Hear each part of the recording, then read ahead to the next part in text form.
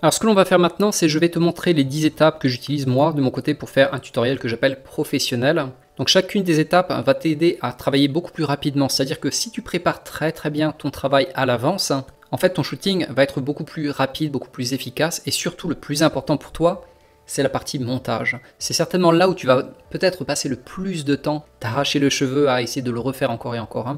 Donc si tu prépares bien ton travail, le shooting va passer comme une lettre à la poste et surtout le montage va être hyper rapide. Et donc je vais te montrer comment moi de mon côté je le fais en 10 étapes. Donc l'étape numéro 1 est simple, c'est-à-dire que je vais enregistrer mon écran et là je vais me permettre de faire des erreurs. Si je me plante, aucun souci, je fais une pause, je reviens à la phrase précédente et je le refais calmement ou même des fois avec une voix plus enjouée. C'est-à-dire qu'il faut avoir une sorte de sourire dans ta voix. C'est beaucoup plus agréable pour ton audience. Donc si tu es des fois un peu trop sérieux, n'hésite pas à revenir en arrière, respire un bon coup et balance ta phrase de manière beaucoup plus énergétique, souriante. Car le sourire, ça s'entend à l'écran. Donc ça, n'hésite pas à faire des erreurs ou à revenir en arrière. Ensuite, je vais faire des pauses quand il y a du bruit, notamment quand il y a un scooter qui passe, quand il y a les cigales soudainement qui se mettent à chanter ou qu'il y a un gros corbeau qui passe. Ça arrive souvent de mon côté. Donc voilà, s'il y a du bruit, fais une pause. Attends que le bruit parte et reprends, sans même avoir à couper ta vidéo, tu le laisses tourner. Également, ce que je vais faire attention, c'est de ne pas bouger la souris pendant que je parle. C'est-à-dire que je vais d'abord parler, je vais dire vous allez cliquer ici et hop, je vais bouger la souris. Également, ça sera beaucoup plus rapide au montage, au cas où tu te plantes. C'est-à-dire que si tu te trompes pendant que tu bouges la souris, ça demande plus de boulot au montage. Donc c'est mieux de toujours parler et ensuite bouger, sans parler. Étape numéro 2, là tu vas ajouter ces options de clic et de speed. Donc ça logiquement tu l'avais vu dans la vidéo précédente. C'est-à-dire qu'on va ajouter le petit rond rouge pour le clic gauche de souris. Et pour les mesures, on va le mettre à 30 et à 0,3. Ensuite de mon côté, moi j'accélère en fait la vidéo à 250%, c'est-à-dire 2,5 fois, de manière à corriger les grosses erreurs.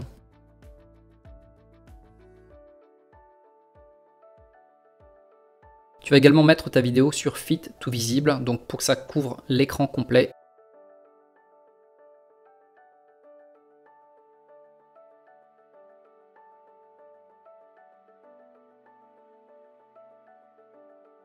Donc étape 3, c'est en fait simplement couper uniquement, je te l'ai mis en capital, uniquement les grosses erreurs. On va pas dans le détail, simplement quand tu t'es trompé ou que tu as fait une pause, parce qu'il y avait voilà, une grosse moto qui passait, ça tu vas pouvoir le couper.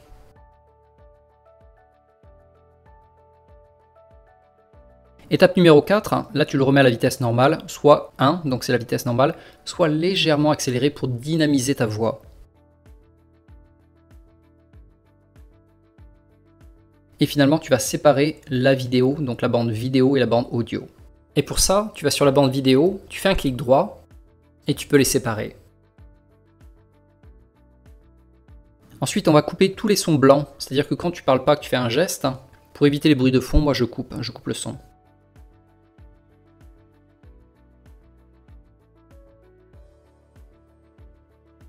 Finalement, on ajuste les derniers éléments et éventuellement, si tu juges que le son est trop bas, tu augmentes le son de ton audio.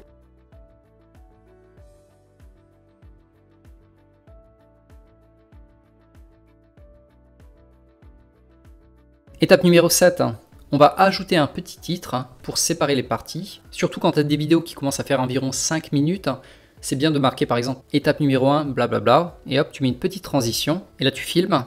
Et ensuite tu donnes une pause à ton audience en mettant étape numéro 2, le titre de ton étape 2, à nouveau une petite transition et ainsi de suite.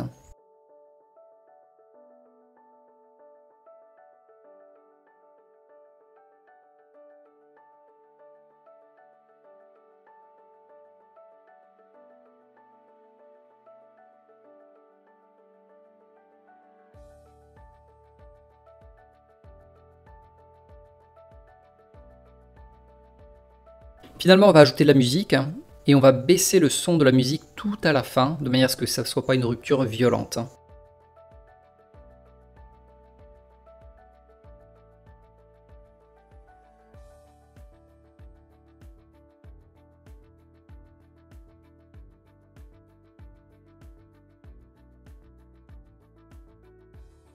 Et là, pile poil sur la ligne audio, je fais un clic droit avec la souris et je vais ajouter un point. À nouveau un autre point. Et finalement, je mets le son sur 0. Étape numéro 9, on exporte le tout et là on le vérifie. On l'écoute pour vraiment t'assurer que tout est parfait et logiquement il y a souvent une ou deux petites erreurs que tu vas noter. Et moi de mon côté, ce que je fais, je prends un cahier et tout en regardant la vidéo, je vais marquer à 1 minute 07, retirer le son. Et je continue la vidéo sans la corriger. Et ensuite je vais marquer par exemple à 3 minutes 20, ajouter une flèche, etc., etc. Donc le but ici c'est de prendre des notes très rapidement, de laisser tourner la vidéo sans corriger les détails. Ça tu le gardes justement pour l'étape numéro 10 qui est logiquement la dernière. Tu ajustes à nouveau, tu exportes, tu vérifies, et si c'est bon, ben voilà, ta vidéo est prête, elle est bel et bien finie. Donc voilà, on en a fini avec ce tutoriel sur les 10 étapes de ton côté à suivre pour faire un tutoriel professionnel sans y passer trop de temps et surtout économiser du temps au montage, c'est-à-dire bien préparer à l'avance ton shooting, le faire de manière professionnelle pour que finalement au montage ce soit vraiment super rapide pour toi. Donc cette vidéo est assez courte mais riche en informations, donc n'hésite pas à la revoir encore et encore en mettant pause et en faisant exactement les mêmes manipulations que je t'ai montré à l'écran. Et une fois que tu as chopé le coup, il ne te reste plus qu'à faire tes vidéos. Donc vas-y, fonce et n'oublie pas de télécharger le PDF juste en dessous de cette vidéo. Allez, j'attends impatiemment de voir tes vidéos.